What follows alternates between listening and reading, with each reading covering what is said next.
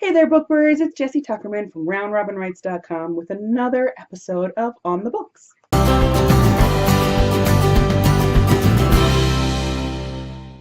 So today I'm talking about Season 4, Episode 2 of The 100, which was so action-packed, right? We have Raphael. I wrote this one down because this was hard to hear. It was Trishan the crew, right? Trishan crew. Wanting to challenge Rowan, and Octavia taking care of that. We have further development on the arc about whether or not they're going to be able to sustain life there and what they're going to do and how they're going to do it. And of course, we have Echo, being real shady. And then there's Kane and Abby, and I'm not sure that I like that, but we will get to that. So first and foremost, we have a new character, Ilium, and his opening scene is him killing his family under the effect of Allie. And she just kind of pieces out. She's like, oh, Clark, don't. And then he has to come to the realization that he did this. So he's one of many people who blame Sky Crew for Allie, even though Allie was already here, but that's a totally different realization that no one has even brought up yet, but whatever. He sides with Trishan Crew, the ambassador Raphael, to challenge Rowan in order to shame him for protecting Sky Crew because they don't want Sky Crew to be part of the coalition because, like many of the clans, they blame Sky Crew for Allie. He is new, so we're going to see how he plays out. Hopefully he's not just a character like Raphael, where it's just like, you're here to die. Of course, that's kind of what happens with new characters on the 100. It's a bit Game of Thronesy, right? They're like, hey, oh, there he goes, bye. And then we have Abby and Kane.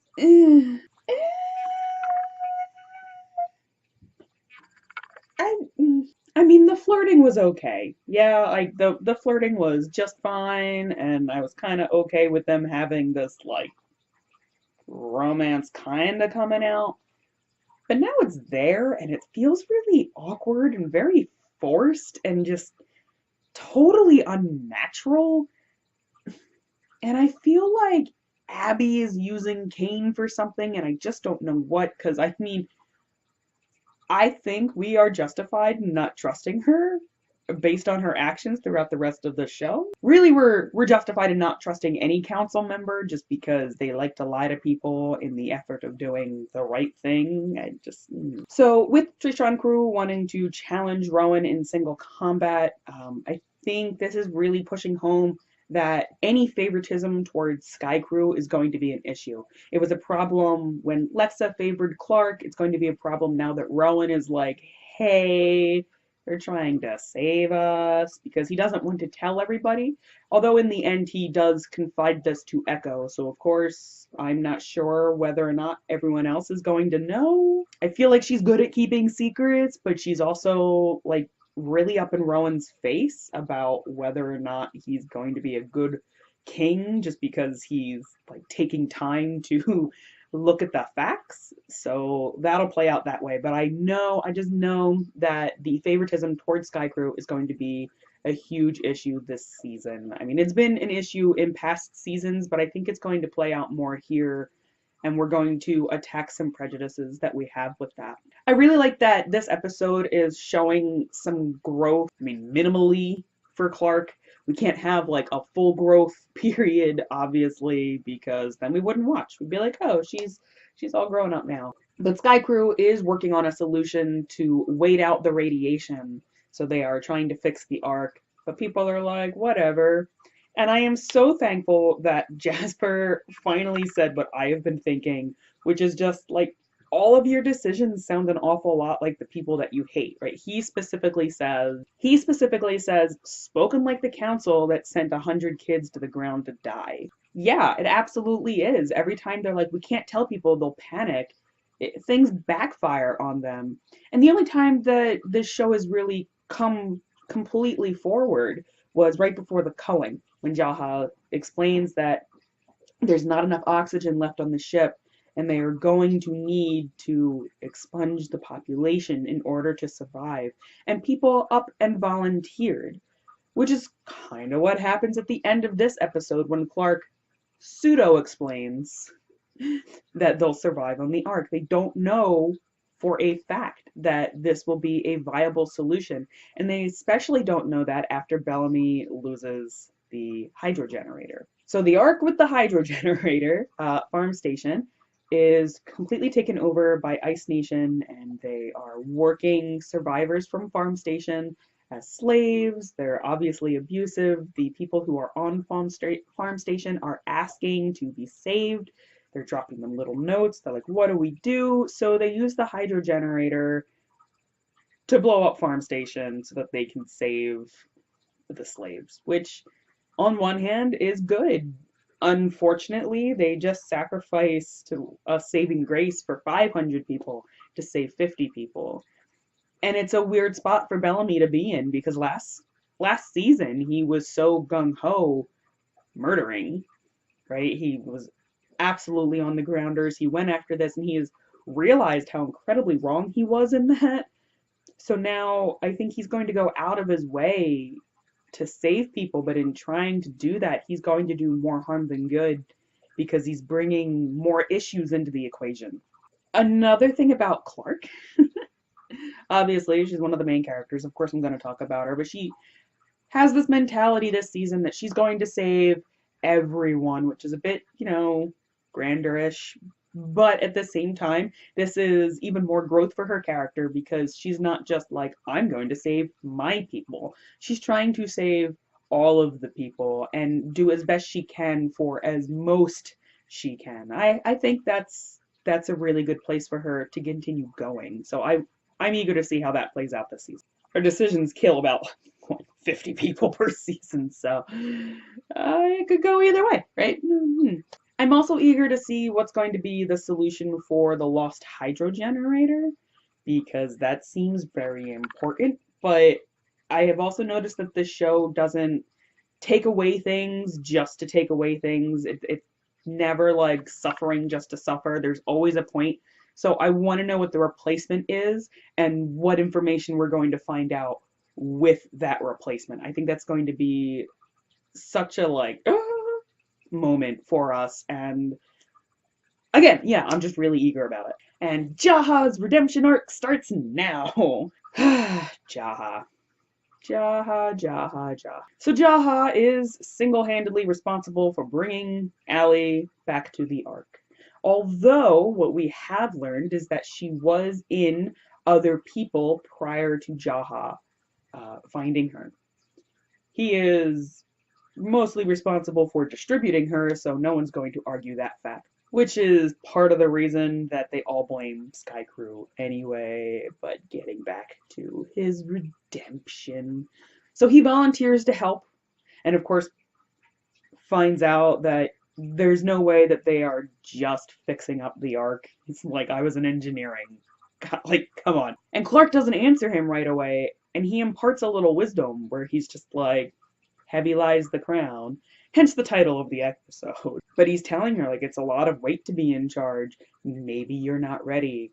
And she backfires with, he wants to help. I don't think there's a part of him that is like, that was the best solution. He very clearly regrets actions that he had to take in order to save the greater whole of his people, which is going to be integral to this season, because we have moments where Bellamy is like, I'm going to rescue 50 people, but those 50 people are going to take away from the 500 that need to be stored here on the Ark. The 500 that may or may not fit in the Ark, as Clark kind of omits at her end of episode speech. And then there's Echo. So Echo is advising Rowan on how to rule and how to be a strong leader and rule like your mother, rule like Asgeda, and it's just, I think she knows how to be respected, but she doesn't know how to gain respect, and so that is really showing in her character. And I'm really glad that Rowan shoots her down and doesn't take this, because other characters in that position that have taken on a mentor of sorts have always been like, oh yeah, well clearly you know best, and Rowan has very much been like, I'm not going to rule that way. And then there's Octavia. So Octavia is coming into her own character outside of her brother and outside of Lincoln. Obviously, Lincoln is no longer with us, which was heart-wrenching to watch, but that's a different puddle of tears for a different episode. And then there's her brother who went through his own, oh my, just his own mental issues for the last season. So Octavia now is cold. She's not heartless. She still cares, but she's very obviously still bitter, and she has the right to be. Raphael, who wants to challenge Rowan, is sitting in a scene and he's eating, and Octavia comes in and she's like, "You have a problem with Sky Crew, challenge me," which is very forward of her in itself. Because when we started the season, she's like, "I'm gonna go off and do things," but I don't think that she would put herself in harm's way. But now she's a warrior and she's confident in those skills. She's like, "Bring it on, I'll kick your ass." And that's what she does. While he's eating, she grabs a knife, she jams it in his ear, and then that's that. She wipes it away, puts the knife down, just walks away. So in the morning, when Raphael is supposed to come in for the challenge, he doesn't show up because his heart stopped. Hmm. And Ilian knows. Ilian turns around and he's like, "Oh, are you going to kill me too?" And she just very calmly, "I don't know what you're talking about." Which is kind of a scary moment in her characterization because she's totally fine with straight up murder. But there's a look on Echo's face right after this that makes me feel like Echo and Octavia are going to have that mentorship. And I'm really eager to see how that goes because right now Octavia is Indra's second, so I don't know how that's going to work with Echo when Indra warned Octavia about Echo because she's unmarked, and that's because she's a spy. So it makes her very dangerous because she can come in and out of each tribe. And Octavia is also unmarked because she wasn't born to the Grounders. So that's going to be really exciting. Among the slaves that were rescued on Farm Station is a guy named Riley. And I don't think we've ever heard of him before, but all of the characters are like, "Oh my God, you're alive!" And it was like really confusing to watch. So I think they did a poor job introducing that. But I'm also curious, like, who is this guy? Why do I have to care? What's he going to do this season? Is he going to be in any way, shape, or form helpful? Is he going to be a hindrance? Am I going to come to hate him in like 2 episodes and want to wring his neck? Like, and this episode we didn't see John or Imori, so I'm wondering, like, where did you two get off to? And how long is it going to be before we see you again? Anywho, I have obviously many questions, many observations, and I can't wait until next week when I get to watch the next episode. In any case, I will see you guys after said episode, so toodles!